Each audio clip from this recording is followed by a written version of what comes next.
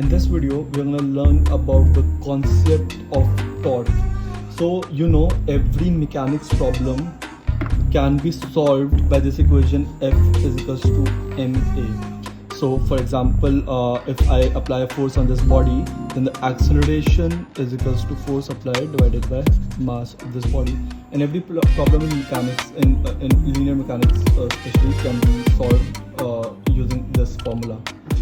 Now, when we talk about rotational body, suddenly we are introduced to a new concept, a new thing called as torque, and torque is equals to F times R. So not only now the force matters, but the distance at which it is applied, that is also mattered. For example, if this pin is hinged at this point, so not only the amount of force I'm applying matters, but where I apply this also matters. So in this video, we're gonna learn from where does this torque origin, what is the significance of it, what is the significance of moment of inertia, and all of those things. And we're gonna assume nothing. We'll only start from this equation F is equals to ma. So to complete this journey, first we'll need to prove a theorem called work energy theorem.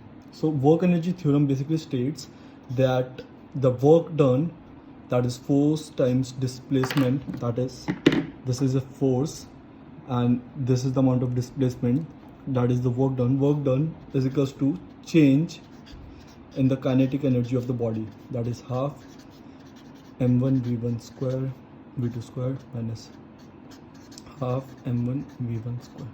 So we're gonna prove that the total work done is equals to change in kinetic energy. So F is equals to ma, F is equals to m dv by dt.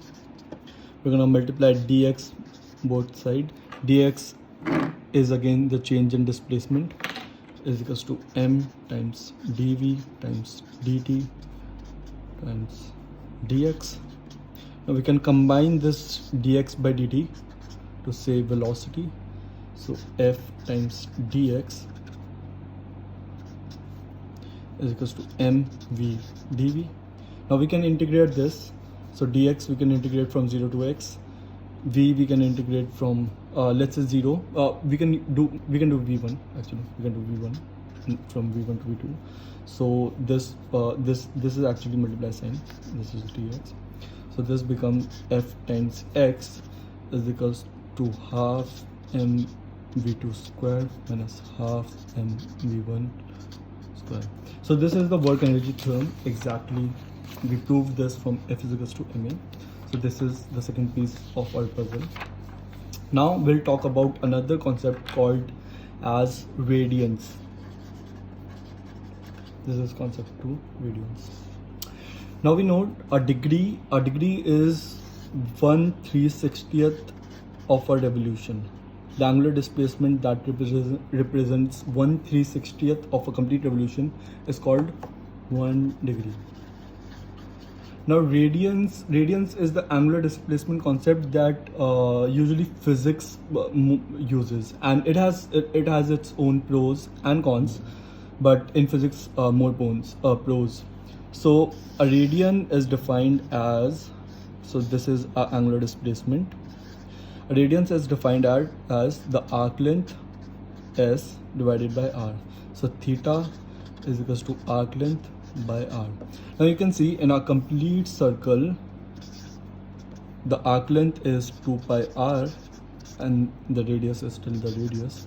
So a complete circle, in a complete circle there are 2 pi radians. So no matter the size, the radians remains the same. Similarly, in half of the circle there is pi radians. So radians is also a fixed quantity like a degree.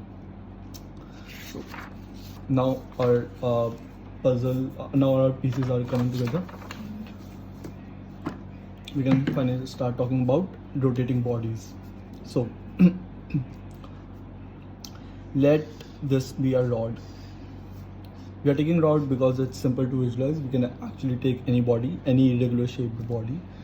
So let this be a rod, and this is hinged at this point. Now we apply a force here, F. Now first, the first thing you need to notice is if a rod is moved by an angle theta, this point actually travels distance s1, this point travel distance s2 in the same amount of time, and s1 is greater than s2, so velocity v1 is greater than v2. And similarly, you can see all of the points in this rod is traveling with different velocity. Similarly, all of this, so if I apply a force F, all of these points will be changing with different velocities and different acceleration. So actually every single piece of this rod is experiencing different total amount of net force. So to apply the equation F is equals to ma is a bit more challenging in such kind of situation. So what we can do is we can use our friend work energy theorem, that is the total displacement is equal to the total work done is equals to change in kinetic energy. So we can use that. So there is F, there is our displacement theta, and this point has moved by a distance s. So the total work done is F times s. And what is this equal to? The total change in kinetic energy. Now the change in kinetic energy is again half. Let's assume the initial velocity of all the particles are 0. So the change in kinetic energy will be half m v1 square m1 v1 square plus half m2 v2 square, where m1 v2 are simply the particles of this body at different location, so on up till half m n vn square. Now we can take this thing vs. Now from the definition of radians, we can say s is equals to r theta, where r is the distance from here to here. From the definition of theta, we can say radians. So this becomes f times r times theta is equals to half. Now what is velocity? So we can, if we differentiate this thing on both sides, we'll get velocity. So ds by dt is equals to v is equals to r, and d theta by dt dt, basically the rate of change of angular displacement, is called omega. So this becomes r omega. So this thing now become half m1. Now v, as you can say, is r omega r, and r is the radial distance of that particular point from hinge. So m1 r1 omega 1 का whole square plus half m2 r2 omega 2 का whole square, so on, half mn rn omega n का whole square.